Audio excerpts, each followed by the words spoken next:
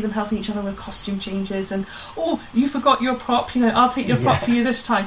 That's really powerful because they're actually learning to be independent but also help each other, and that's absolutely fascinating that it happens from when they're really little. It's a team ethic from, what is it, P4? 3 that they start, so that is 7, which is young, but also the fact that you could, and the fact that they can actually just pull it out on the day. You certainly think that some of the kids, as in, they're never going to get it, but you still have that faith in them that they do it, and then they get on stage, they hit it. Yeah, they always hit it on the head. They always bring out the bag. The Tuesday dress rehearsal can be renowned to be horrendous. But I tell you what, the Thursday performances tend to be a little bit weaker, but it's given them that taster, and then Friday, you know that you're booked up, and then Saturday afternoon is the matinee, so all the young children come. It just depends, because you've got to cater your script for different audiences. So Thursday night is just the kind of build up into there. You don't know whether they're going to be able to take the jokes or there. Friday night is a more kind of adult, so they pick on the adulty jokes. Yeah. Then go straight back into Saturday, or the matinee performance, and you've got to have the kids' visual style jokes, followed by then Saturday night, which then you've got to raise it up for the full rowdiness of the older people. Also, you get different audiences, don't you? So the Thursday night, and this is what I probably hadn't realised, the audiences are very different. So on the Thursday night, they're very, very quiet, and there's not a lot of audience participation. They won't shout back at you. So your performance has to be strong, because you don't get that feedback. You don't get them shouting. They're not in the pantomime mood. So they're also not. The kids, you need to be careful, and it's making the kids aware of that as well. That Thursday, you're probably not going to get feedback. Yeah. Friday, you will get feedback. But by Saturday night, you will get a tremendous feedback from this, and there really will be shouting. There really will be applauses. There will be, lots of people going, "Oh wow!" Booze. And also the heckles. So it could be something that they have to be confident enough in themselves to, hang on, somebody said something. It's put me up a start, but I'm there in the script, and I continue on. Or, which we have seen a kid or two, is heckle back. Which we have seen. Yeah. A few of them to be brave enough to take it on the chin and actually heckle back, which is really quick thinking. Yeah. Yeah. Now we've kind of got on to the topic of children. That's what I want to cover in this last section of this episode. Is pantomime. Traditionally, pantomime is all about children, and people think it's all about children from the audience perspective. The children in the audience going and enjoying pantomime. And for anyone listening who's we should have explained this at the start. For anyone who's not in the UK, who's listening or watching this, you may not have come across pantomime. It's a style of theatre that's on usually at Christmas, centred around traditional stories, but with lots of excess in it. And it's very much children's first experience of theatre as audience members. And it's very much a lot of audience participation, very interactive. The exact opposite to most theatre. But it's a good laugh, and it's a really good way of introducing children into this sort of thing. So most people think of pantomime as great for children from their theatre going sort of way. Yes, from going to view it. But what about from the other perspective? Because certainly some bigger, more professional pantomimes. I don't use the term professional in any sense other than paid performance. It tends to be mostly adults with 2 or 3 children. But in local pantomimes, such as the ones that you do here, and the same up and down the country, tends to be predominantly children who are members of the cast and so on. Yeah. So how does a pantomime? I mean, what effect does it have on children and their growth and so on? It's kind of building up their excitement. So, as in, auditions happen just as they're coming back to school. So they've got lots of energy. They've just had that break there. So auditions. So they love that, don't they? They do love the auditions. Although sometimes you can find they hate the auditions, but they're desperate to be in there, and you have to be able to sort that. It's that peer pressure from other kids. As in, are you going into the pantomime? It's like, I don't want to go into the pantomime on my own, and they need that little bit of support to build up the confidence. They're not there yet to appear on the big stage from day one. So it's about little stages each and every bit. Which it's about being able to, I suppose from our point of view, was be able to see the child and think, right, okay, they're not coping with that, but they may cope with that later on. And also what we tried to do was make sure that sometimes there's numerous children that will be in the same parts, or will get lead roles. Yeah. And it's quite important to bring the younger ones up as well, so they get just a little bit more every time they go to a pantomime. We know that 2 of the certain characters, they have been the lead roles for so long, and that in directing our ones, it was important to still give those people a role, but have other people who don't necessarily get a chance that we saw a glimmer of talent. For instance, one that I would say that actually came through really, really well was Callum.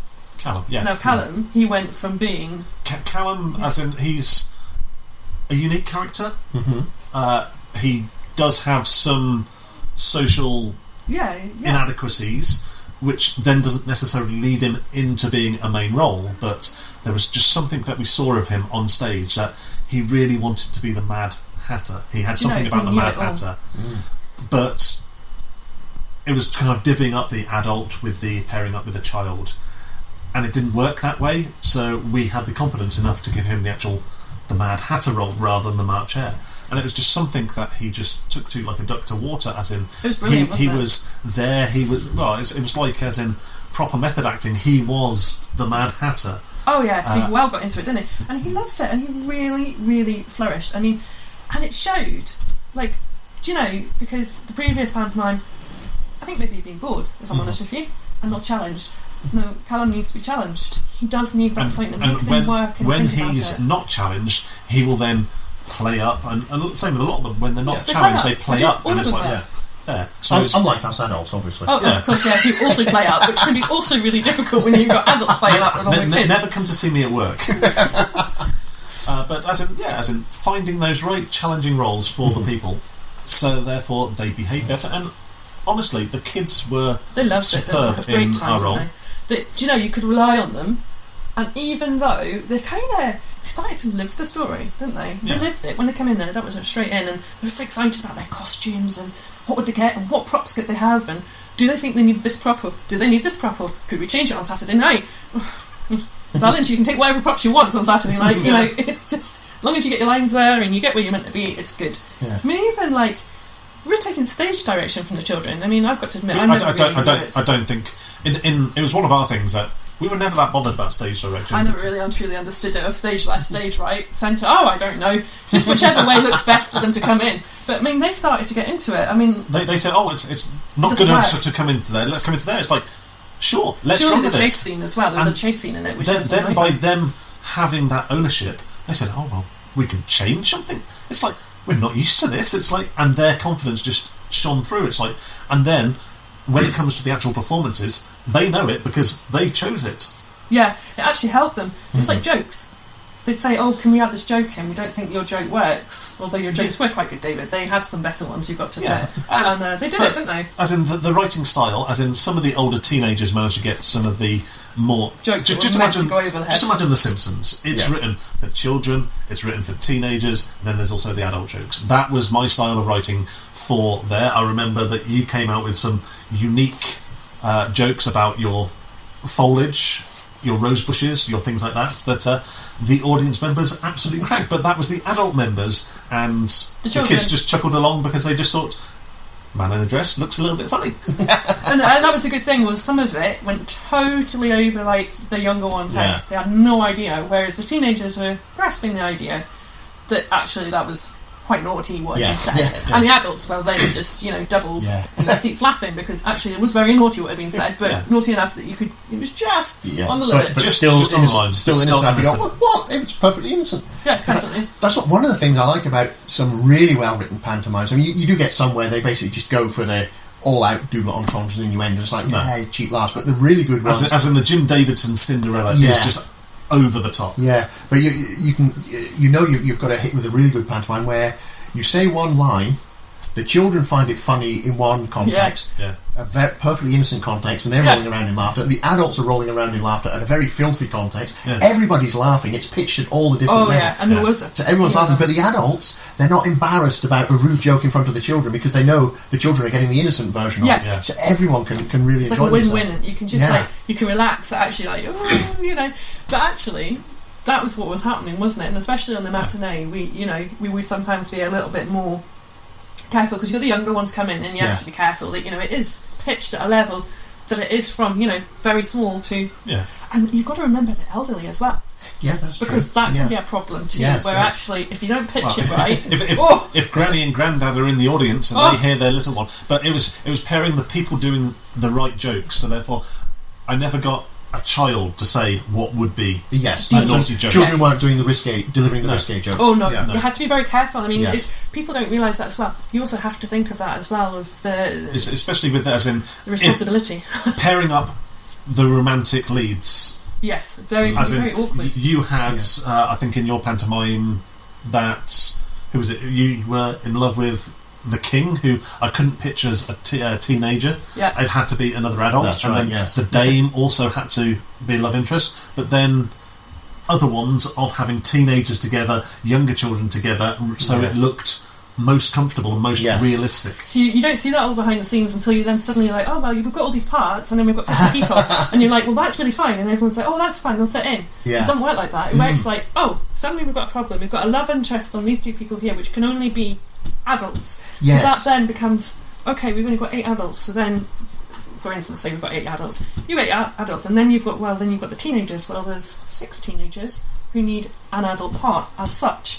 But what then do you become? You can't put that teenager into a risque moment with another adult. Because it's not, child protection wouldn't work. And it would be uncomfortable for everyone. It's not appropriate. So then you've got to figure out your age ranges, and it goes from teenagers to slightly older, like the older children.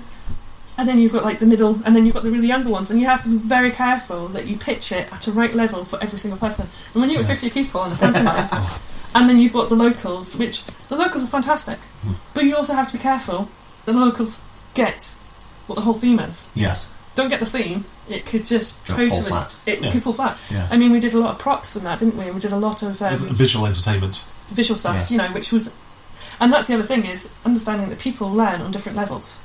So it's not just visual, it might be the hearing side of it, it might be, and people who are deaf, you've got to make sure that you're getting all of this in as well. So as in going back to the children, there was there was Callum in there with some difficulties in his life, but then you also had Fraser, who is on the dyslexic area, and reading through, he could not read through on script on the paper. Yeah. But he was a great character and he needed his confidence. He was a teenager, so he came back into it 14, 15, but with dyslexia, where he could not read as good as some of the primary school kids. Yeah. But we still didn't want to say no to, oh no, you're not good at reading, so there.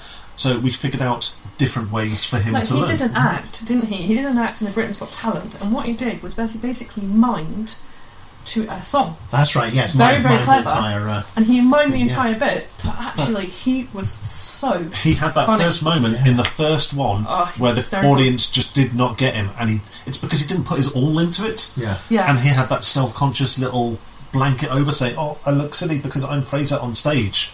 Yeah. And it's like, you're not Fraser on stage, you are your character. And it's like, just go for it. And then once he went for it, and he saw the reaction on the Friday night, wow, he kind of high-kicked X amount. Yeah. I've never seen people... I mean, how he didn't have serious issues after all the kicking and that. He was having a great time, but I think it was just giving them pep talks as well, wasn't it? It's giving them that pep talks to saying, guys, it's okay to not be okay at something. And just let's make it the best way. And they knew their style better than anyone else. You can't tell them how to be. Which is why we never really encourage... we encourage them to speak a little bit louder and project their voice a little bit better, but naturally you don't want one of the White Rabbits to be a booming voice. You just imagine the White Rabbit, especially the little cuter ones. That's another thing. We went from having 1 White Rabbit to having 3 White Rabbits. Oh yeah, but they were really very cute, and one was always dipsy and always late, which actually wasn't meant to be in the script, but she was quite dipsy and late anyway, so it kind of worked that we actually had one that was... and actually it was quite funny, that kind of played along, didn't it? Oh, the earthquake of the cat scratching the scratching post. So, so you completely lost your track of thought, haven't you? The White Rabbits, again, that's another example where you had to split the character into multiple characters just with a sheer number of people. So, as in, again, we had a lot of people who wanted to pick and choose their roles. Yeah. And that became difficult, wasn't it? Yes. But the White Rabbit, for the amount of script in there, was a lot for a child to have. So therefore, by having one adult doing the majority and then having there, but writing the script, so therefore there's a lot of repetition. So the main rabbit would say something, something, something, all my furry ears, and then having the other two then repeat all my furry ears, help them remind them of what's there. So clever script writing to allow then the children to remember their lines properly. Yeah, you kind of forget that you did all that stuff, don't you?